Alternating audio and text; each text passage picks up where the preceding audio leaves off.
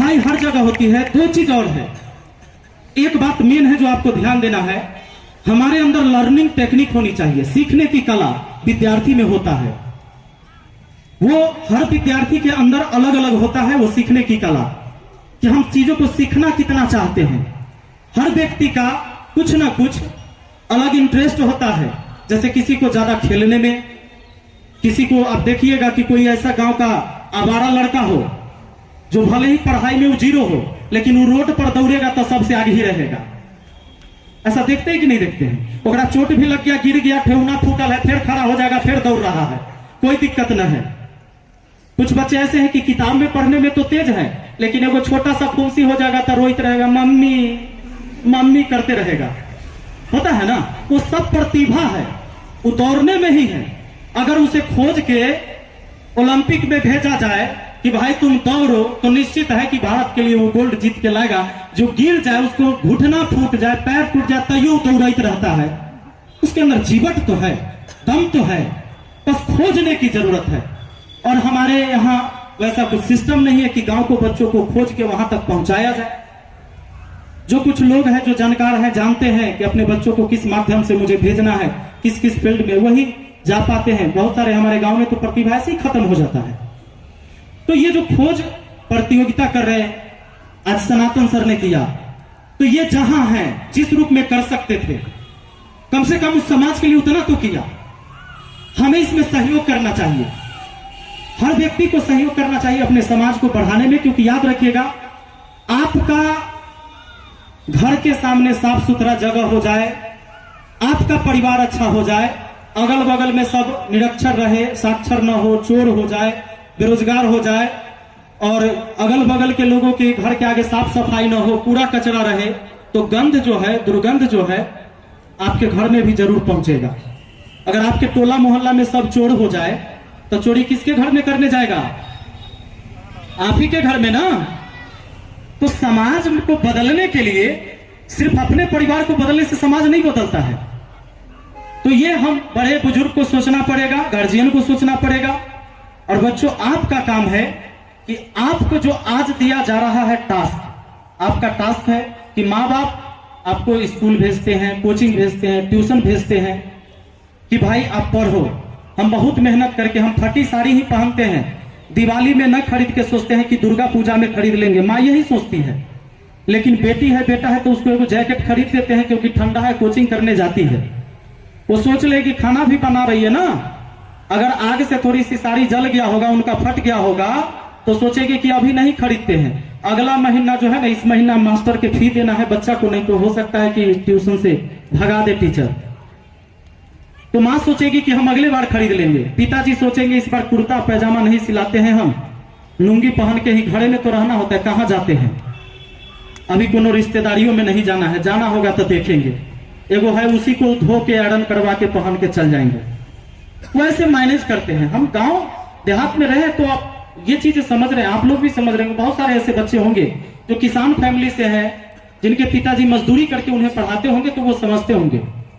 मैं 5 भाई बहन था, जिसमें मैं भाई में सबसे छोटा था। एक सबसे बड़ी बहन थी दीदी हमारी, जिनकी शादी जब हम बच्चा थे तभी हो गया था। तो 4 भाई बहन, चूंकि हमारी बहन जो थी सबसे छोटी एक बहन थी और एक बहन सबसे बड़ी थी। 3 भाई में हम सबसे छोटे थे। तो 4 भाई बहन साथ ही पले बढ़े, पढ़ाई किए, सारी चीजें हुई। लेकिन गरीबी के कारण बाकी भैया लोग नहीं पढ़ सके थे। मैं आपको बता दूं, हमारे घर में जब रोटी बनती थी ना, तो 3-3 रोटी हिस्सा करके ही मिलता था। अगर चौथे रोटी का भूख होगा तो किसी एक भाई के हिस्सा में से एक रोटी लेना होगा, तो उसको 2 मिलेगा, तब कोई 4 खा सकता है। तो अपने भाई के हिस्सा को खा भी नहीं सकते थे अगर भूख ज्यादा भी हो तो मैं उस परिवार से गुजरा हूं और उस परिस्थिति को देखा हूं मैंने। और वो चीजें जब मैं उस समय बचपन में, जब आप लोग को मैं जब उस टाइम से देख रहा था, तो मैं उस समय की स्थिति में याद कर रहा था कि जब मैं आप लोग की उम्र में था तो मैं इस स्टेज को फेस कर रहा था। उस समय की स्थिति को मैंने बहुत गौर से देखा है। लेकिन एक बात मेरे अंदर उस टाइम भी आता था कि गरीबी ना बहुत बेकार चीज है। एक दिन की बात है कि जब मेरी माँ सिलाई करती थी गांव में, 5 रुपया में वो कपड़ा सीती थी, घर के भी काम, घर मतलब खेत से धान आता था तो ओखरी में कुटाता था, तब खाना बनता था। और दिन भर जब घर के काम करने के बाद जब वो सिलाई करती थी तो रात के 9 रुपया शाम को जाते थे हम दुकान से 1 किलो आटा लेके आते थे। 9 रुपया उस समय 1 किलो आटा मिलता था। तो तब जाके खाना रात में बनता था। एक दिन खाना नहीं बना क्योंकि उधार दुकान वालों ने दिया नहीं, उस दिन पैसे थे नहीं घर में। तो रात में माँ ने पीछे से, घर के पीछे एक पपीता का पेड़ था, तो पपीता छील के सब भाई को खिला दी, बहन को। वो अपने बोली, हम बोले कि भाई माँ तुम कब खाओगी? तो वो बोली कि हम सुबह वाला खाना खा लिए हैं। लेकिन मुझे पता चला कि वो खाना नहीं खाए थे। तो बच्चों, माँ क्या होती है आपको शायद नहीं पता होगा। हम माँ से बहुत अपनी फरमाइशें पूरा करवाने के लिए उनसे लड़ भी जाते हैं। उन्हें बार बार हम कहते हैं कि तुम मेरे लिए नहीं कर रही हो, उसके लिए कर रही हो, मेरे लिए नहीं कर रही हो, उस भाई के लिए कर रही हो, उस बहन के लिए नहीं कर रही हो, मेरे लिए नहीं कर रही हो, हमारी चीजें तुम पूरा नहीं करती हो।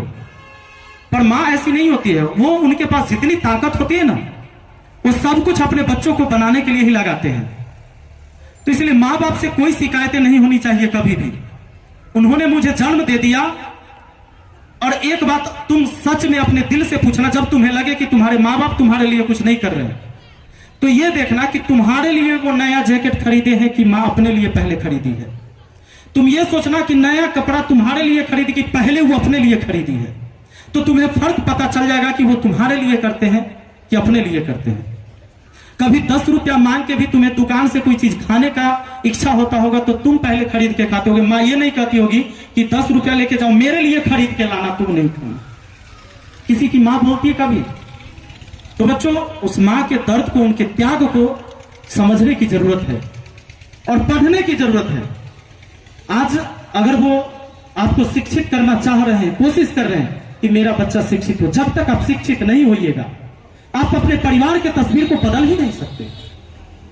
शिक्षा सबसे बड़ा अस्त्र है।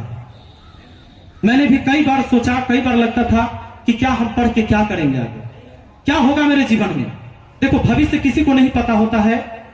ऐसा कोई भी शख्स नहीं है जिसको पता हो कि 10 साल के बाद वो ऐसा हो जाएगा। ये किसी को नहीं पता है। भविष्य मुझे भी नहीं पता, ना आपको पता। अगले क्षण मेरे जीवन में क्या होने वाला है, ये किसी को नहीं पता है। पर एक बात सच जरूर है कि जो व्यक्ति ईमानदारी से काम किया है, अगर विद्यार्थी ईमानदारी से पढ़ा है, वो निश्चित है कि सबसे अलग पहचान बनाया है। कोई भी व्यक्ति आप देखते होंगे, कभी कभी आपने सुना होगा